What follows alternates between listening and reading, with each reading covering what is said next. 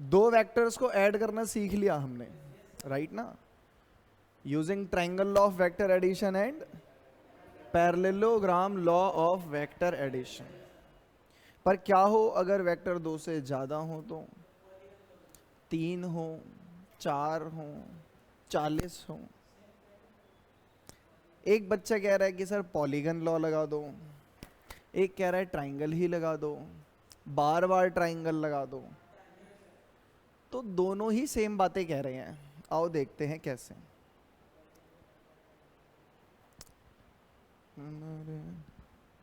ये कोई वेक्टर है पी वेक्टर, ठीक है। ऐसे बहुत सारे वेक्टर हैं, Q vector, R vector, S vector, दिख रहे हैं? 3 है।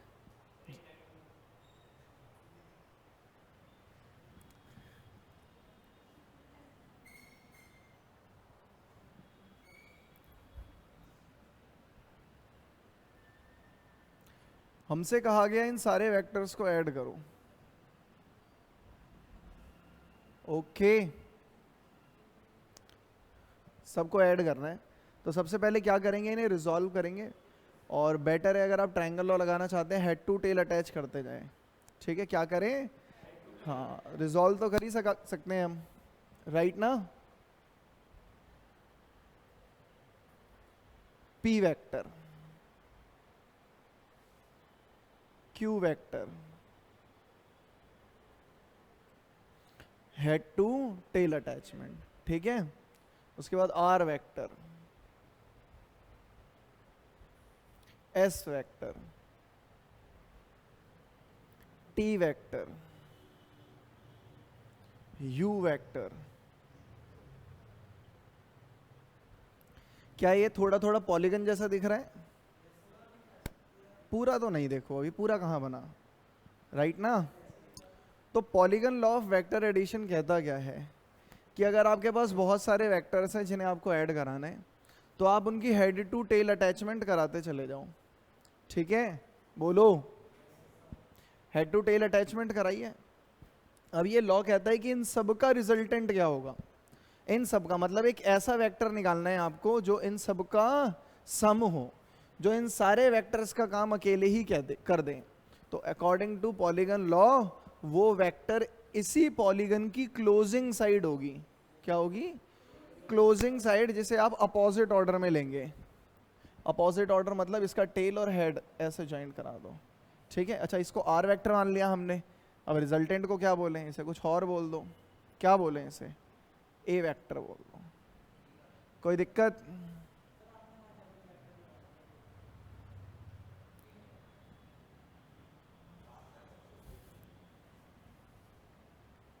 डन। तो इस लॉ के अकॉर्डिंग अब ये जो आर वेक्टर है ये क्या है? P vector plus Q vector plus A vector plus S vector plus T vector plus U. Okay, तो क्या मतलब हुआ इसका कि if many vectors are acting as the side of polygon which are joined head to tail, then the resultant vector of all of these vector must be the closing side of the same polygon taken in opposite order. Okay, लिख लोगे? लिखवाएं? लिखो। if number of vectors are represented both in magnitude and direction, if number of vectors are represented both in magnitude and direction,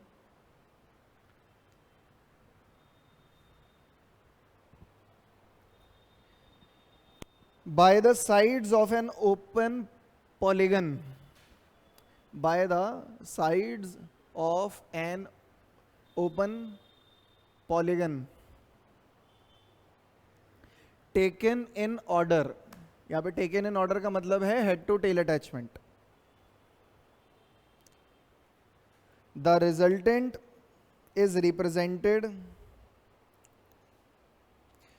both in magnitude and direction, by the closing side of the polygon taken in opposite order.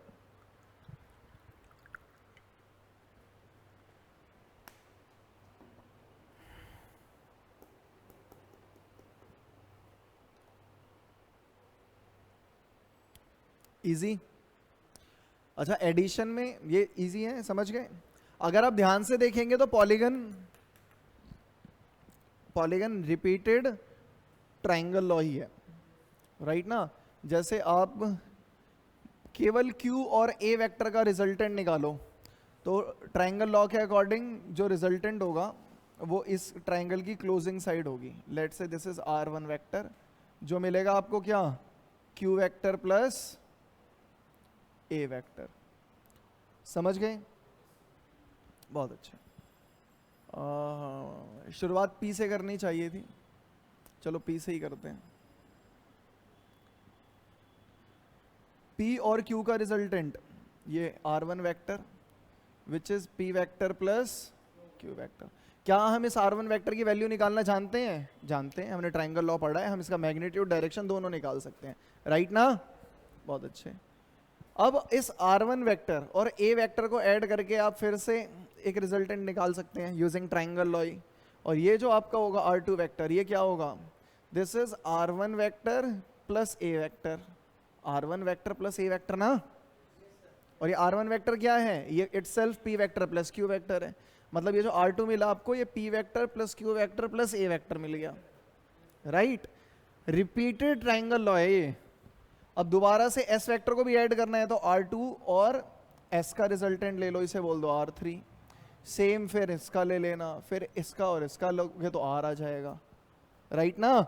और अब ये जो R vector होगा ये होगा क्या, ये सब कुछ मतलब P plus Q plus A vector plus S vector plus T vector plus U vector.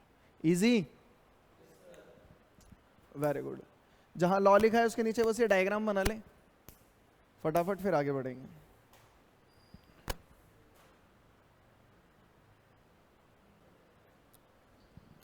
अब है कि क्या वेक्टर्स का एडिशन कॉम्यूटेटिव और एसोसिएटिव प्रॉपर्टी को फॉलो करता है। मैथमेटिक्स में पढ़ी हुई है आपने प्रॉपर्टी।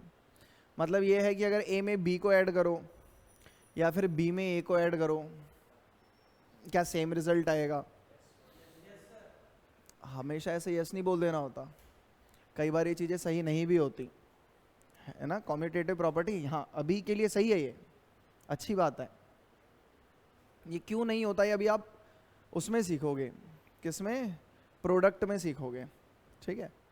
अभी हमें क्लियर है कि अगर मैं A वेक्टर में B वेक्टर ऐड करूं या फिर B वेक्टर में A वेक्टर ऐड करूं, दोनों बराबर हैं। कॉम्यूटेटिव प्रॉपर्टी फॉलो करेगा एडिशन? हाँ करेगा। एसोसिएटिव भी करेगा। ये क्या होता है? कुछ नहीं होता, छोड़ो इसे, लिख ही लो।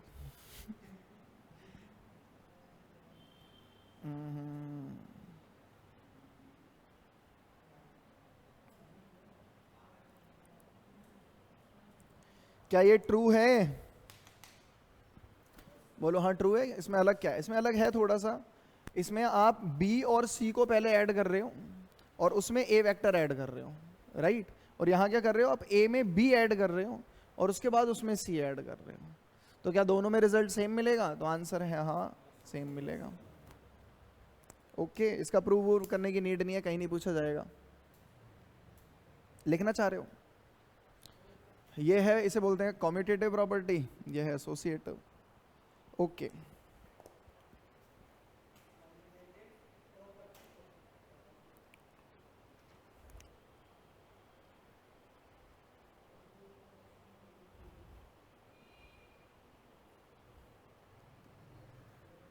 वेक्टर को ऐड करना सीख गए हम। अब लिखो सब्ट्रैक्शन ऑफ वेक्टर। वेक्टर्स को सब्ट्रैक्ट करेंगे।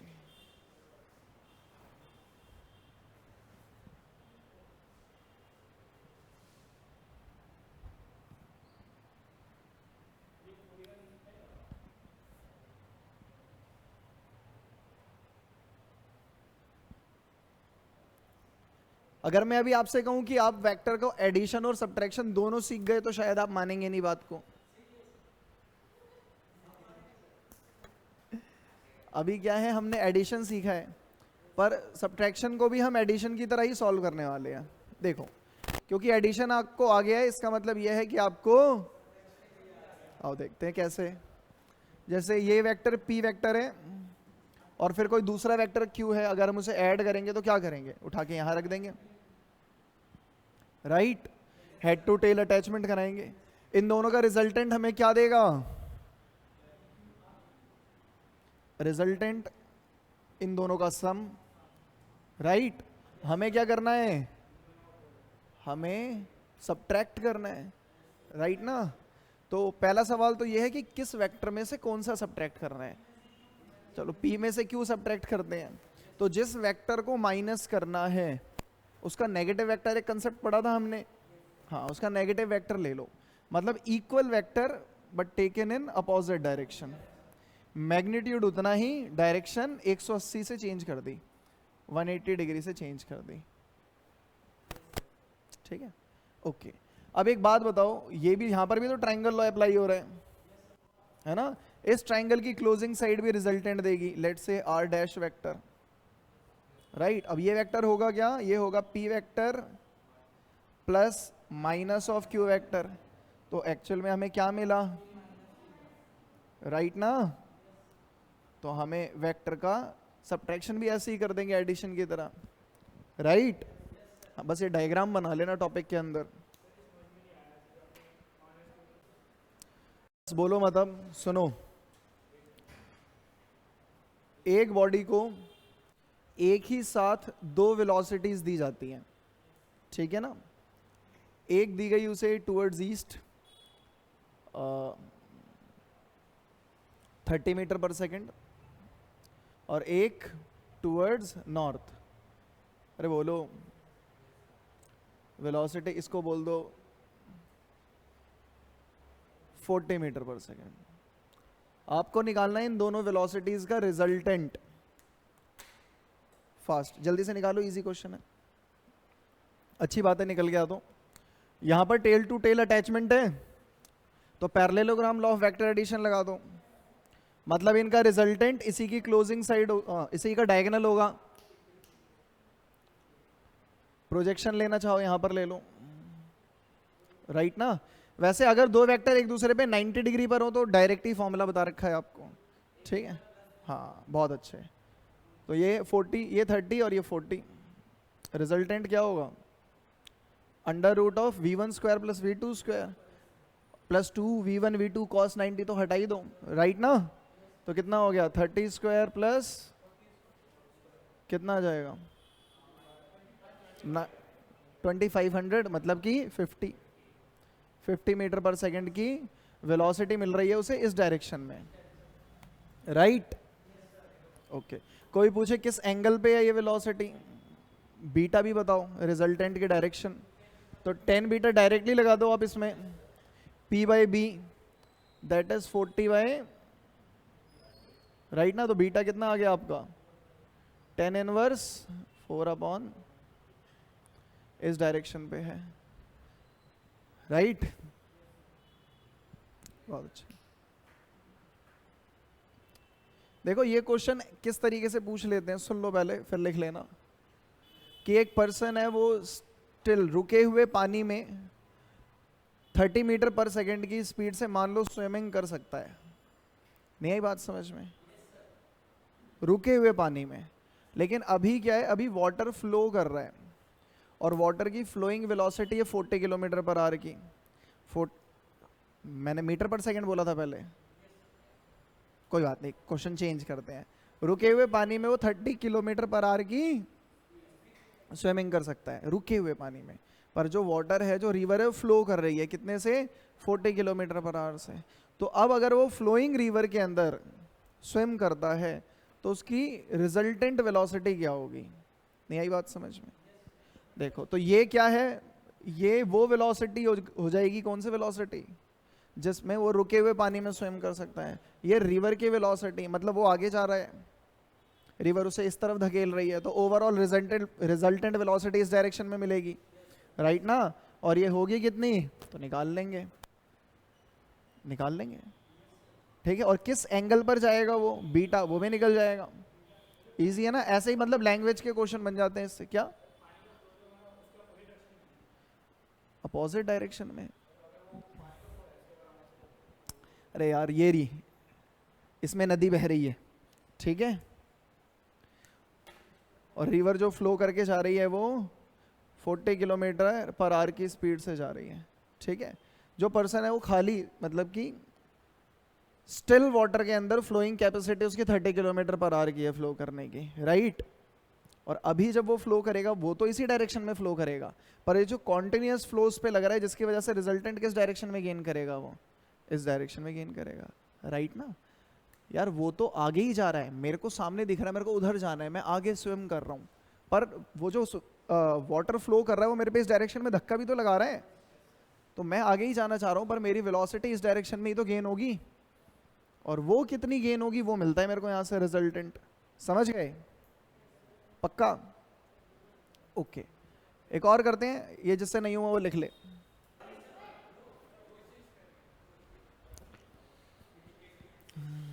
आ जाओ, यहां आ जाओ, क्वेश्चन बताते हैं।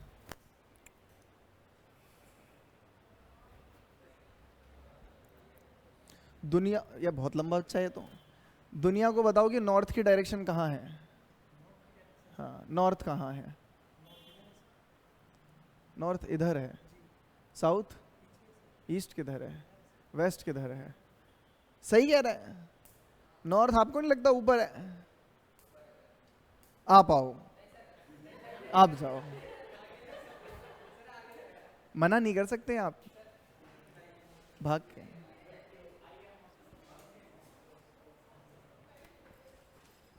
हाँ, आप बताओ नॉर्थ कहाँ है, ऊपर, साउथ। देखो ये वाली जो कंफ्यूजन है ना, जो इसे है, ये काफी बच्चों को होती है, इसीलिए मैंने सवाल पूछा। चले जाओ, वापस चले जाओ, आपको सम्मान मिल गया। नॉर्थ ऊपर है, नॉर्थ में जाओगे तो मतलब क्या, रॉकेट पकड़ के ऊपर है ना। वो तो हम ऐसे हाँ मैप पे बना देते हैं, नोटबुक में बना देते हैं, राइट ना। पर ये नॉर्थ साउथ ईस्ट वेस्ट, ये डायरेक्शन तो सारी हॉरिजॉन्टल प्लेन पर होती है ना, ऊपर की डायरेक्शन तो अपवर्ड हुई ना मित्र, वर्टिकली अपवर्ड। अब कोई बोलेगा आपको कि इंडिया इंडिया मतलब हम दिल्ली में है, अगर आप नॉर्थ की तरफ जाओगे तो आप जम्मू की तरफ जाओगे, तो आप तो जम्मू की तरफ लॉन्च हो जाओगे ऊपर अंतरिक्ष की तरफ। समझ गए आप मिसकंसेप्शन। हाँ, ये कई बच्चों में है, आप में नहीं है ऐसा। ऑब्जर्वर पे डिपेंड, ये भी सही कह रहा हो सकता है ऑब्जर्वर लेटा हुआ हो, तब तो ऊपर ही हो गया।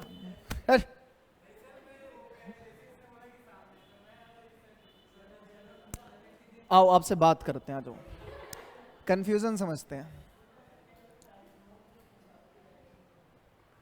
ये हॉरिजॉन्टल प्लेन बनाया है मैंने, ठीक है, ये है नॉर्थ,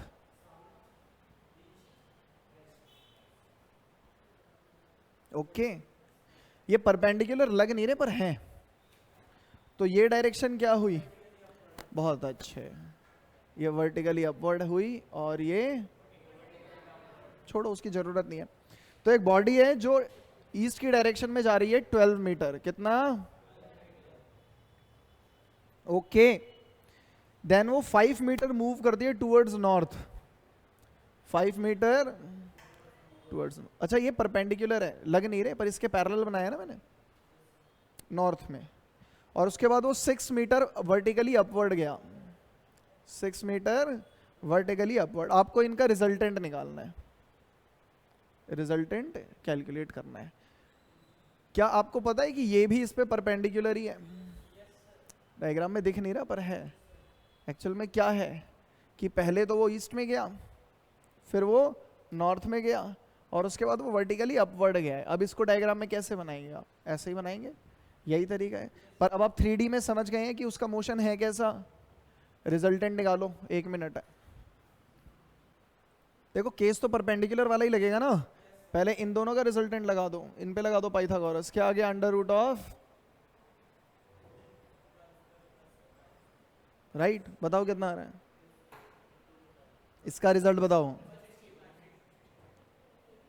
144 और 25, 169, ठीक है, ये मिल गया आपको, ठीक है। अब R1 और इस वेक्टर पे फिर से लगा दो, ये भी तो परपेंडिकुलर है। अब एक बात बताओ, किसे किसे दिख रहा है कि R1 वेक्टर और ये जो वेक्टर है ये परपेंडिकुलर है? सही में दिख रहा है, बिकॉज ये वेक्टर और ये वेक्टर तो आपके किस प्लेन पर है, इस प्लेन पर है, राइट ना, तो आपका रिजल्टेंट भी इसी प्लेन पर आने वाला है, सही है। अब इस वेक्टर और एक दूसरा वेक्टर आपका अपवर्ड गया है, तो ये दोनों परपेंडिकुलर नहीं है, समझ रहे हैं। अब इनका रिजल्टेंट ऐसा आएगा, राइट, इसमें फिर से लगा दो पाइथागोरस आप अपना, तो 169 प्लस में 6 का स्क्वायर मतलब 36, कितना आ गया, ठीक है। नेक्स्ट टॉपिक डाल दो, प्रोडक्ट ऑफ वेक्टर्स।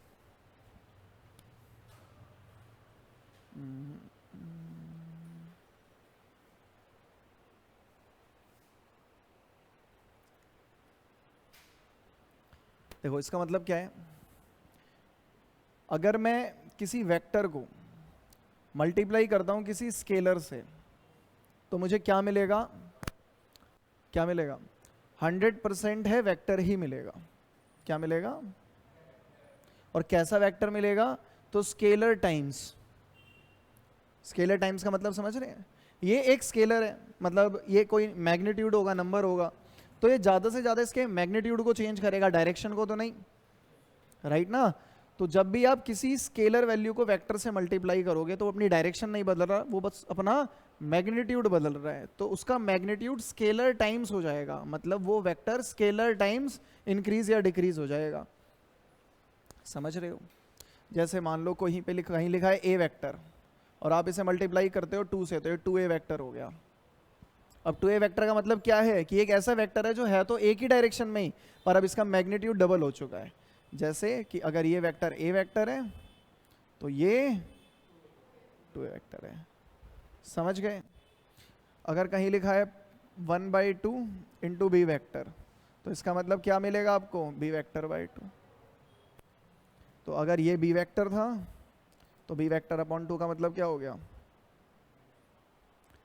ठीक है। तो जब आप किसी वेक्टर को स्केलर से मल्टीप्लाई करोगे, डायरेक्शन पे कोई फर्क नहीं पड़ने वाला, मैग्नीट्यूड पे पड़ेगा, और मैग्नीट्यूड स्केलर टाइम्स चेंज हो जाएगा, ओके, इजी, ठीक है। अब हम वेक्टर्स को वेक्टर से मल्टीप्लाई करेंगे तो क्या होगा, वेक्टर्स को वेक्टर से मल्टीप्लाई करने के दो तरीके होते हैं, जिसमें एक में जब आप वेक्टर को वेक्टर से मल्टीप्लाई करते हो तो मिलने वाला रिजल्ट भी वेक्टर ही होता है, ठीक है, लेकिन दूसरे तरीके से मल्टीप्लाई करते हैं तो मिलने वाला रिजल्ट स्केलर होता है, राइट। तो वेक्टर प्रोडक्ट दो टाइप के हैं, एक है डॉट प्रोडक्ट और एक है क्रॉस प्रोडक्ट। अगर आप दो वेक्टर्स को डॉट प्रोडक्ट का यूज करके मल्टीप्लाई करते हो, ए वेक्टर डॉट बी वेक्टर, तो जो मिलेगा आपका नया वेक्टर होगा, लेट्स से सी, वो क्या होगा, वो एक स्केलर वैल्यू होगी, क्या होगी, स्केलर वैल्यू होगी, समझ रहे हैं। डॉट प्रोडक्ट से मल्टीप्लाई किया, जो मिला वो क्या, इसलिए डॉट प्रोडक्ट को स्केलर प्रोडक्ट भी बोलते हैं हम, ठीक है। वहीं पर अगर दो वेक्टर को आप क्रॉस प्रोडक्ट की हेल्प से मल्टीप्लाई करते हो, that is a vector cross B vector, तो अब जो मिलेगा वो क्या मिलेगा, वो वेक्टर ही मिलेगा, ओके। इसलिए इसको वेक्टर प्रोडक्ट भी बोलते हैं। ऐसा क्यों, क्योंकि इसकी ज़रूरत है हमें। कई बार हमें दो फिजिकल क्वांटिटी को जब हम मल्टीप्लाई करते हैं तो वेक्टर मिलती है, कई बार स्केलर। एग्जाम्पल, जैसे वर्क का फॉर्मूला है फोर्स इंटू डिस्प्लेसमेंट, पढ़ा है अपने 9th क्लास में। अब फोर्स क्या है, वेक्टर क्वांटिटी है, डिस्प्लेसमेंट क्या है, वेक्टर है, बट वर्क क्या है, स्केलर है, राइट ना। इसलिए जब हम फोर्स और डिस्प्लेसमेंट को मल्टीप्लाई करेंगे तो डॉट प्रोडक्ट का यूज करेंगे, ताकि हमें जो मिले वो कैसा मिले, स्केलर मिले। वैसे ही एक क्वांटिटी और है टॉर्क, वो भी फोर्स और डिस्प्लेसमेंट का ही प्रोडक्ट है। लेकिन टॉर्क वेक्टर है, तो मतलब जब आप फोर्स और डिस्प्लेसमेंट का क्रॉस प्रोडक्ट लोगे तो क्या मिलेगा, टॉर्क मिलेगा। वहीं पर जब डॉट प्रोडक्ट लोगे तो क्या मिलेगा, तो वर्क मिलेगा, एनर्जी मिलेगी। समझ गए? हाँ, अब इन प्रोडक्ट्स को करेंगे नेक्स्ट क्लास में, अभी लिख लो बस इसे इतना ही, ठीक है।